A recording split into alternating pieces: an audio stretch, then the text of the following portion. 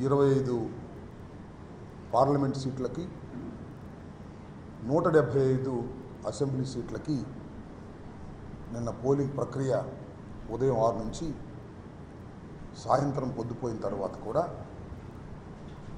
పెద్ద ఎత్తున 10 గంటలకి 11 గంటల దాకా కూడా లైన్లో ఉన్నటువంటి ఓటర్లకు ఓటు హక్కు కల్పించేందుకు 10-11 గంటల దాకా కూడా రాత్రి వరకు కూడా పోలింగ్ ప్రక్రియ జరిగింది.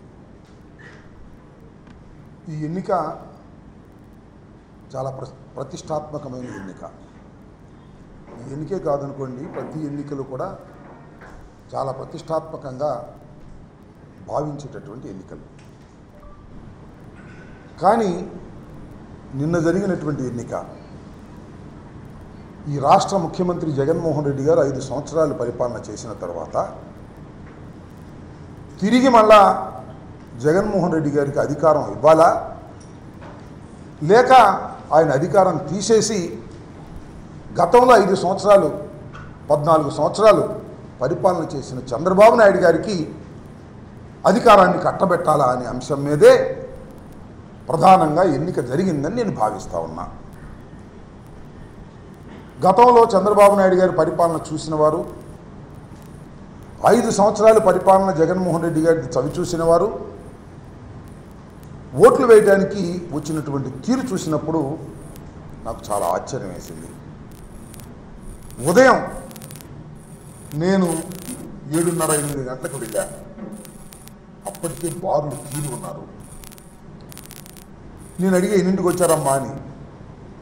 మేము 5ంటికే వచ్చామండి అని అన్నారు. అంటే 5 గంటలకే మహిళలు, వృద్ధులు వచ్చి లైన్లో నిలబడ్డారు. పెద్ద ఎత్తున లైన్లో నిలబడి తన ఓటు హక్కును వినియోగించుకున్నారు. దీనికి కారణం ఏమిటి, దీనికి సంకేతం ఏమిటి అనే విషయాన్ని మనం ఒకసారి ఆలోచించాలి.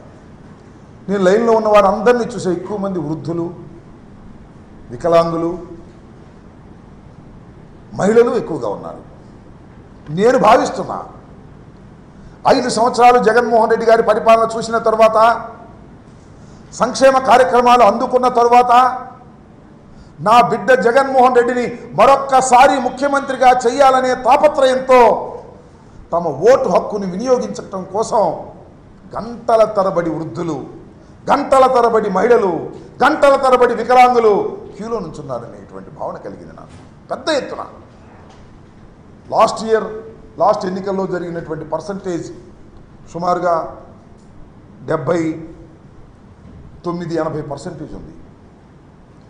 ఈసారి కూడా ఆ మాత్రానికి తగ్గకోకుండా కాస్తో కోస్తో ఎక్కువయ్యే పరిస్థితులే కనిపిస్తున్నాయి. అంతే, వివరాలు ఇంకా రాలేదు కాబట్టి, ఎందుకంటే రాత్రి 10-11 కూడా కొన్ని చోట్ల పోలింగ్ జరిగింది కాబట్టి ఇంకా కరెక్ట్ ఫిగర్స్ ఇంకా రాలేదు కాబట్టి నేను ఊహాతీతంగా చెప్తున్నా. పోయినసారి కన్నా ఏదన్నా 1% పెరగొచ్చు, 1% తగ్గొచ్చు తప్ప పోయినసారి లాగానే అంత పెద్ద ఎత్తున ఓటర్లు తమ హక్కుని వినియోగించుకున్నారు.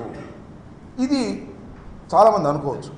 పూర్వం మాకు కూడా, నేను కాంగ్రెస్ పార్టీలో ఉన్నప్పుడు చాలాసార్లు పోటీ చేసినప్పుడు ప్రభుత్వ వ్యతిరేకత ఉంటే ఎక్కువ పర్సంటేజ్ ఓటు అవుతుంది అనేటువంటి భావన ఉన్నది. ఇవాళ నేను మనవి చేస్తున్నా, పోయినసారి కన్నా ఎక్కువ అయితే అది పాజిటివ్ ఓటు.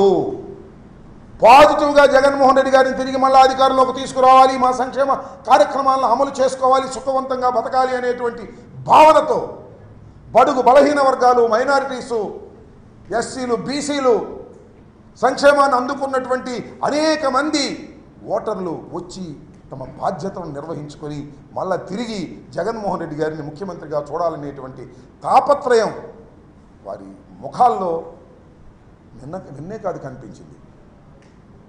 నేను క్యూలో నుంచినప్పుడు కనిపించడమే కాదు, ప్రచారానికి వెళ్ళినప్పుడు కూడా కనిపించింది. నేను చూసా, 89లో మొదటిసారి పోటీ చేశా, ఆ తర్వాత 2 సార్లు మినహా ఇది 6వసారి పోటీ చేస్తున్నా. అన్ని ఎన్నికలు చాలా సన్నిహితంగా చూసా, పోటీ చేయని ఎన్నికలు కూడా. మొదటిసారి